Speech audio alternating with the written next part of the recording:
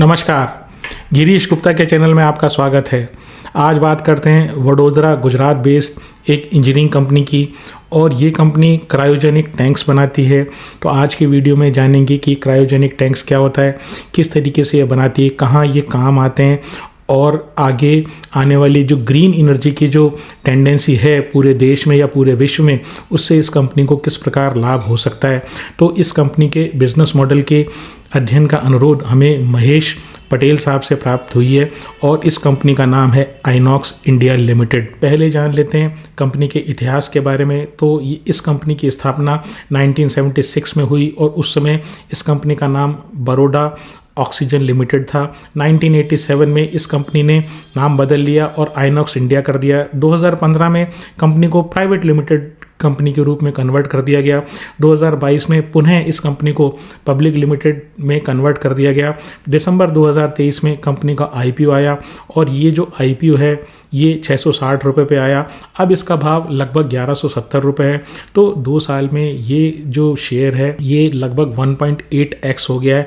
तो साल दर साल अगर CAGR की मैं बात करूं तो 33% का CAGR दिया है, जो काफ़ी अच्छा रिटर्न है। पहले जान लेते हैं इस कंपनी के बिजनेस के बारे में। तो अगर एक लाइन में इस कंपनी के बिजनेस को डिस्कस किया जाए तो ये कंपनी जो है ये क्रायोजेनिक टैंक्स और कंटेनर्स बनाती है। तो ये क्रायोजेनिक टैंक क्या चीज़ होती है, तो पहले समझते हैं क्रायोजेनिक टेक्निक क्या चीज़ होती है। तो ये क्रायोजेनिक शब्द जो है ये 2 शब्दों से मिलकर बना है, क्रायोस प्लस जेनिक। तो क्रायोस का मतलब ये एक्सट्रीम कोल्ड, ठंड या फ्रॉस्ट। तो वो चीज़ जो जेनिक का मतलब कोई चीज़ ऐसी ठंड को पैदा करे। तो क्रायोजेनिक का मतलब ये है कि कोई ऐसी टेक्निक जिससे ठंड पैदा होती है। तो ये जो बनाते हैं ये क्रायोजेनिक टैंक बनाते हैं। अब ये क्रायोजेनिक टैंक क्या हुआ, क्रायोजेनिक टैंक को एक उदाहरण से अगर हम समझें तो आप ये समझ लीजिए कि एक थर्मस, जिस प्रकार से अगर थर्मस में ठंडी चीज़ डाल दी जाए तो वो ठंडी ही रहती है, उसका टेम्परेचर काफ़ी समय तक मेंटेन रहता है। तो इस प्रकार की जो टेक्निक होती है वही क्रायोजेनिक टैंक्स में भी इस्तेमाल की जाती है। वो अपने आप में उस चीज़ में ठंडक पैदा नहीं करता जो उसके अंदर है। मान लीजिए कोई लिक्विड चीज़ है उसमें, तो अपने आप में वो ठंडक पैदा नहीं करता। वो जो ठंडी चीज़ उसमें आई है उसके टेम्परेचर को थर्मस की तरह मेंटेन करता है। और क्रायोजेनिक टेक्निक वो टेक्निक है जहाँ पर -150 डिग्री, -150 डिग्री से नीचे का जो तापमान है वो मेंटेन किया जाता है।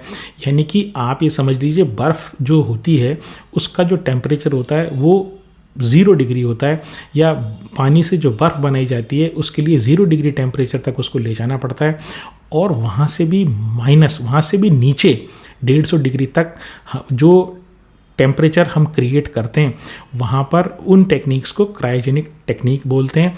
और ऐसे टैंक्स, ऐसे वेसल, ऐसे बर्तन जो उस टेम्परेचर को -150 डिग्री से नीचे वाले टेम्परेचर को मेंटेन कर सकें, उनको क्रायोजेनिक टैंक्स बोला जाता है। अब ये क्रायोजेनिक टैंक्स जो हैं, जो ये बनाते हैं आइनॉक्स इंडिया, ये आखिर काम कहाँ आते हैं।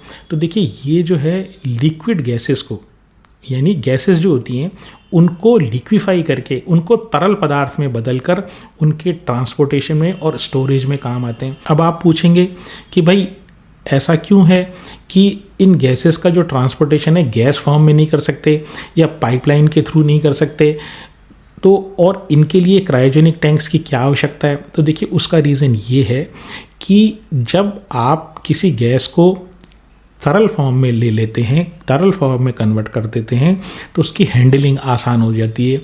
और दूसरी बात ये, उसका जो वॉल्यूम है वो 1/1000 टाइम्स रिड्यूस हो जाता है। यानी कि यानी अगर आप कोई 1000 किसी कंटेनर में 1000 लीटर गैस भरी हुई है, तो अगर आप उसको कन्वर्ट कर देंगे लिक्विड फॉर्म में तो आप ये समझ लीजिए उसका वॉल्यूम केवल 1 लीटर हो जाएगा।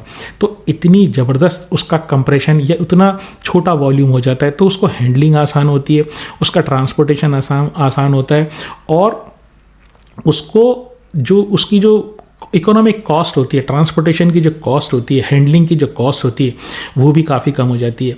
अब ये जो कंटेनर बनता है वो किस प्रकार से बनता है, जो क्रायोजेनिक कंटेनर या टैंक ये बनाते हैं तो उसमें क्या होता है, एक स्टेनलेस स्टील का इस्तेमाल करते हैं, उसमें 2 एक्चुअली 2 कंटेनर होते हैं।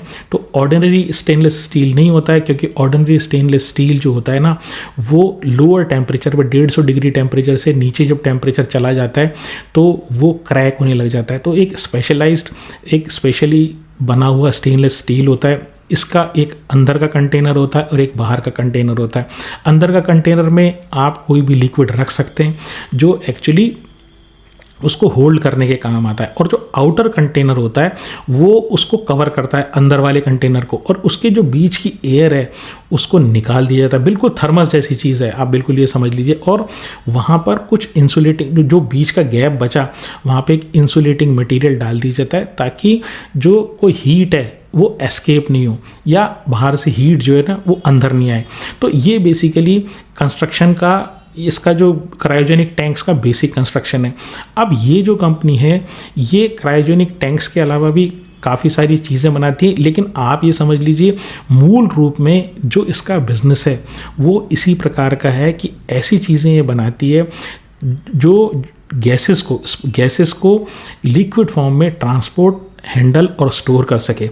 अब इनके 3 बिजनेस वर्टिकल है। तो इनका पहला जो वर्टिकल है वहाँ पर ये इंडस्ट्रियल गैसेस से डील करते हैं, यानी इंडस्ट्रियल गैसेस के लिए क्रायोजेनिक सॉल्यूशंस प्रोवाइड करते हैं। दूसरा जो इनका सेगमेंट है वो LNG, लिक्विफाइड नेचुरल गैस से संबंधित इनका वर्टिकल है, वहाँ पर ये क्रायोजेनिक सॉल्यूशंस प्रोवाइड करते हैं। और जो तीसरा इनका वर्टिकल है वो रिलेटेड है क्रायो साइंटिफिक वर्टिकल, जहाँ पर ये साइंटिफिक जो ऑर्गेनाइजेशन है जहाँ क्रायोजेनिक टेक्निक्स काम आती है, चाहे वो मिसाइल से रिलेटेड हो चाहे स्पेस से रिलेटेड हो, तो उस तरह के सॉल्यूशंस ये प्रोवाइड कराते हैं।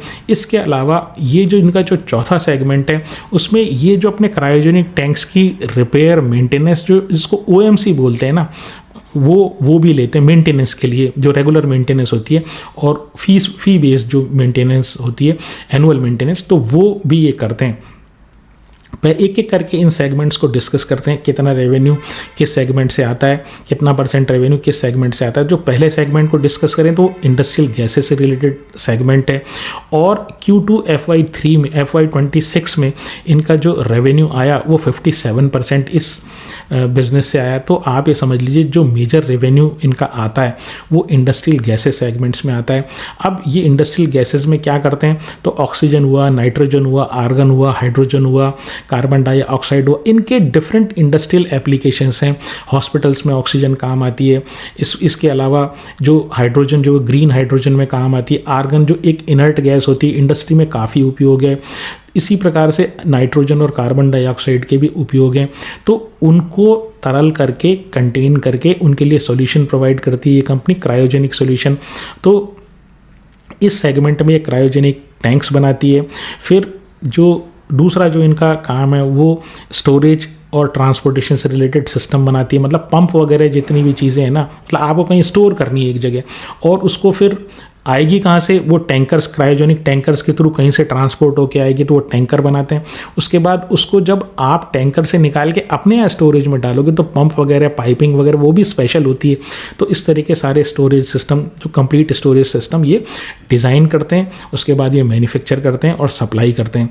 दूसरा इनका जो सेगमेंट है वो लिक्विफाइड नेचुरल गैस से रिलेटेड है, तो वहाँ से इनका रेवेन्यू 25% आता है। और इसके बारे में मैं आपको बता दूं कि ये जो सेगमेंट है ये इनका सबसे तेज़ बढ़ता हुआ सेगमेंट है। उसका कारण ये है कि जो पूरा विश्व है और भारत है वो कोशिश कर रहा है फॉसिल फ्यूल से LNG की तरफ, जहाँ लिक्विफाइड नेचुरल गैस से की तरफ शिफ्ट होने का। तो इसका कारण ये है कि इसमें जो पॉल्यूशन लेवल है वो कोल के कंपैरिजन में, ये जो अन्य फॉसिल फ्यूल्स के कंपैरिजन में काफ़ी कम होता है। ऐसा नहीं है इसमें पॉल्यूशन नहीं होता, लेकिन काफ़ी रिड्यूस क्वांटिटी में होता है।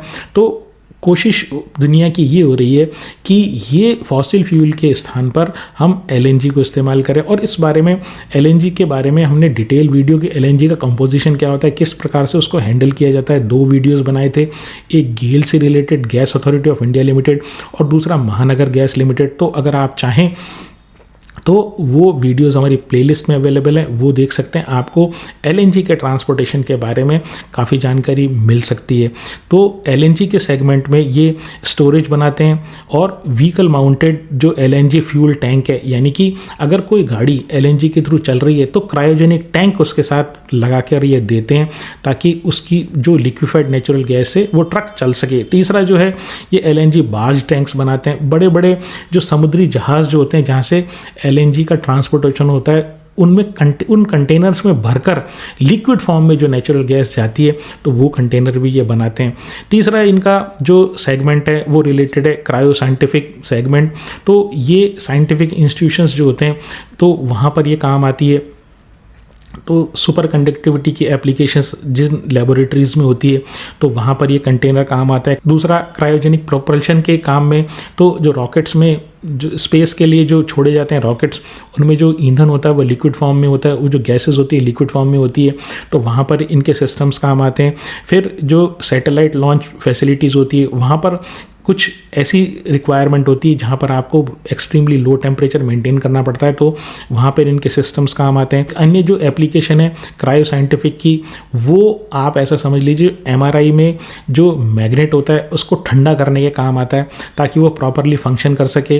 तो एमआरआई वही चीज़ जो डायग्नोसिस करने के काम आती है, मैग्नेटिक रेजोनेंस इमेजिंग वाली चीज़।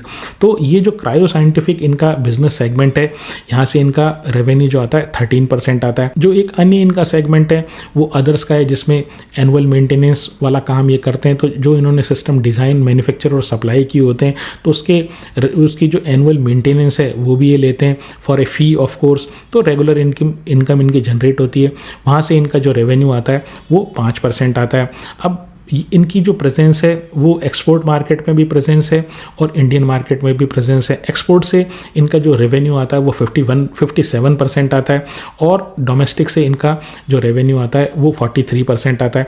ऑर्डर बुक की बात करें तो 1485 करोड़ की 1485 करोड़ की ऑर्डर बुक इनकी लेटेस्ट ऑर्डर बुक है सितंबर 30, 2025 तक। और ये जो ऑर्डर बुक है ये लगभग एक साल की रेवेन्यू विजिबिलिटी प्रोवाइड करती, क्योंकि जो मार्च 25 में इनका जो रेवेन्यू था वो लगभग 1300 करोड़ का रेवेन्यू था। इनकी की एक्सपोर्ट जियोग्राफी की बात करें तो इनका जो मेजर रेवेन्यू है वो आता है अमेरिका से, यूरोप से, सऊदी अरेबिया से, ब्राज़ील से, कोरिया से, यूएई से, बांग्लादेश से और इसी तरह की कंट्रीज़ से। इनके क्लाइंट्स की बात करूं तो देखिए गैस के सेगमेंट में इनके जो वर्ल्ड में नामी जितनी भी गैस इंडस्ट्रियल गैस बनाने वाली कंपनीज़ हैं वो इनके क्लाइंट्स हैं। तो चाहे वो लिंडे हो, चाहे एयर लिक्विड हो जो फ्रांस की कंपनी है, चाहे प्रैक्सिस एयर हो, वो इनके रेगुलर क्लाइंट्स हैं। इसके अलावा अन्य क्लाइंट्स में जो एलएनजी से या क्रायो साइंटिफिक जो एप्लीकेशंस हैं वहाँ पर काम आते हैं। तो क्रायो साइंटिफिक में इनका जो एक मेजर क्लाइंट है वह इसरो है। और इसके अलावा एलएनजी के से रिलेटेड जो इनका बिजनेस है वहाँ पे इनके जो क्लाइंट्स हैं वो हुंडई है, एचपी, आईओसी, अडानी और शेल। तो इस तरह के इनके रेपुटेड क्लाइंट्स हैं। फिर 4 इनके मैन्युफैक्चर प्लांट्स हैं वो भारत में हैं। इसके अलावा एक इनका जो मैन्युफैक्चर प्लांट है सर्विसिंग और मैन्युफैक्चरिंग प्लांट वो ब्राज़ील में है।